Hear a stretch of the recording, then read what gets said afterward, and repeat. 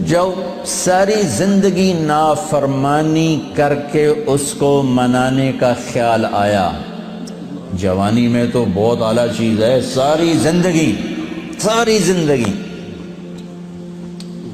وہ کیا کرتا ہے؟ من تقرب الی تلقیتہ من بعید، کوئی تمہارا خصوصی دوست مہمان آئے تو تم باہر نکل کے ویلکم کرتے ہو۔ عام لوگ ملنے آئے تو اپنے کمرے میں ہی، لیکن کوئی خصوصی پتہ چلے تو بھاگتے ہو، جلدی سے جا کر دروازے پر کھڑے ہو تو گاڑی کا دروازہ کھول دو، بس ساتھ لے کر آتے ہو۔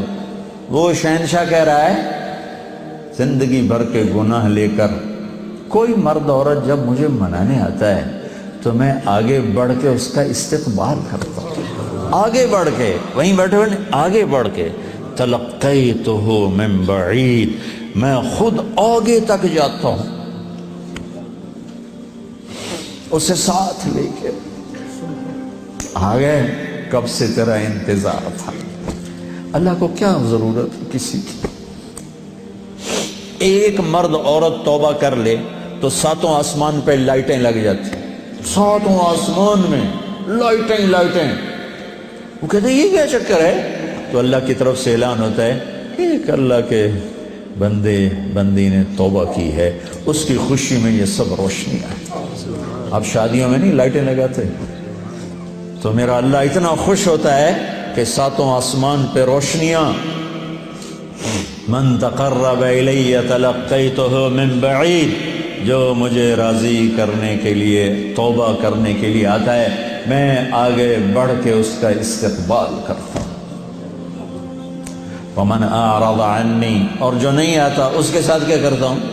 نادیتہ عن قریب، اس کے پاس میں خود چلا جاتا ہوں، آ جا مجھے منا لے، آ جا مجھے منا لے۔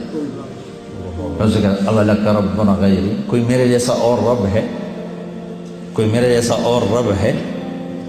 یہ ساری باتوں کے بعد اب اس آیت پہ غور کرو، جو میرا اللہ گلہ کر رہا ہے، ما قدر اللہ حق قدرہ، میرے بندو تم نے میری قدر نہیں کی۔ بھائی بہنوں، اپنے اللہ سے صلح کرو۔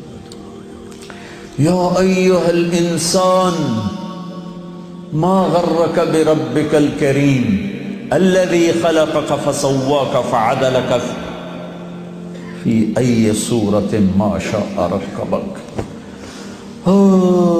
انسان، کیا ان الفاظ میں کیا پیار ہے، کیا شہد ٹپکتا ہوا ہے۔ چھتے سے شہد ٹپکتا ہے، اللہ کی قسم، یا ایھا الانسان، صرف اس ایک بول میں ساری دنیا کا شہد بھروں، اس سے بھی اس میں مٹھاس زیادہ ہے۔ اور پھر یہاں یا ابن آدم یا ایھا الانسان، خطاب ایمان والوں سے نہیں ہے، تقوی والوں سے نہیں ہے، اے انسان، انسان، انسان۔ اور لگا رہا تو یہ تو بتا کہ تو مجھے چھوڑ کے کہاں جا رہا ہے، تجھے میرے بارے میں کس نے دھوکہ دے دیا؟ اولاد ماں باپ سے بدگمان ہو جائے تو ماں باپ پہ کیا گزر۔ میں نے ایک منظر دیکھا ہے، میں موت تک نہیں بھول سکتا۔ ایک بیٹا باپ سے کہہ رہا تھا تو آج تک میرے واسطے کی بنایا ہے؟ بیٹا باپ سے کہہ رہا تھا، میں دیکھ رہا تھا باپ بیٹے کے ایکسپریشن، بیٹے کے چہرے پر غضب، غصہ، تو آج تک میرے واسطے کی کیتا ہے، تو آج تک میرے واسطے کی بنایا ہے۔ ہوئے ہوئے ہوئے ہوئے ہوئے، میں اب رو رہا ہوں، 40 سال پرانی بات، کہ جو اس باپ کے چہرے پر جو ایک غم تھا، ایک رنج تھا کہ میرے ہتھاں دا بال اج مینوں آدا، تو میرے واسطے کی بنایا ہے؟ جو اس باپ کے چہرے پر ایک کرب تھا، وہ صرف اتنا کہہ رہا تھا، اچھا میرا پتر، کوئی بات نہیں کر رہا تھا، میں اتنی کہہ رہا تھا، اچھا میرا پتر، اچھا میرا پتر۔ پتر ہماری زبان میں بیٹے کو کہتے، اچھا میرے بیٹے، اچھا میرے بیٹے۔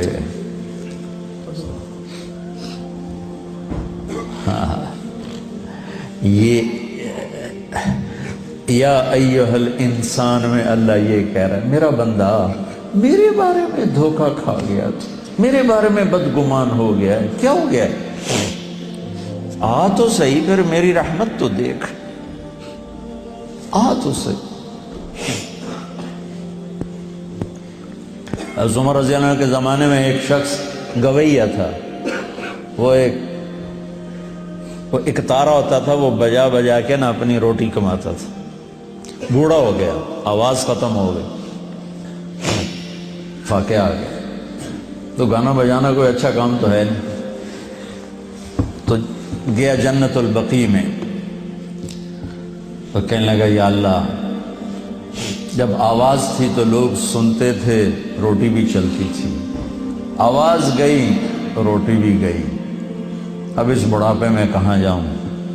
اللہ کو میرے رزق کا انتظام فرما، مجھے معاف فرما۔ عمر رضی اللہ عنہ مسجد میں سوئے ہوئے تھے، ان کو خواب میں آواز آئی، میرا ایک بندہ جنت البقیع میں مجھے پکار رہا ہے۔ کس کو آواز آئی؟ عمر۔ کس کے بارے میں؟ گانے والا۔ عمر رضی اللہ عنہ ننگے پاؤں دوڑے، ننگے سر، پتہ نہیں کون ابدال بیٹھا ہے وہاں پکارنے والا، جو دوڑے ہوئے اندر آئے تو قدموں کی آہٹ، تو وہ گویے کی نظر پڑی، عمر آ رہے ہو، دو ننگے سر ننگے پاؤں، نے کہا ابھی آج میری خیر نہیں، وہ اٹھ کے دوڑنے لگا، تو اس نے کہا ٹھہرو ٹھہرو ٹھہرو ٹھہرو، میں خود نہیں آیا ہوں، مجھے بھیجا گیا ہے۔ کہا کس نے بھیجا ہے؟ کہا جس سے پکار رہے ہو اسی نے۔ وہ بوڑھا بیٹھ گیا، کہنے لگا واہ میرے رب، ساری زندگی تیری نافرمانی کی، آج تجھے پکارا تو اپنے پیٹ کی خاطر پکارا، اور تو نے اتنا بڑا میرا اعزاز، اتنی بڑی مجھے عزت دی، اے اللہ مجھے معاف کر۔ اس کی چیخ نکلی اور مر گئی۔ عمر رضی اللہ تعالیٰ نے خود اس کا جنازہ پڑھا ہے۔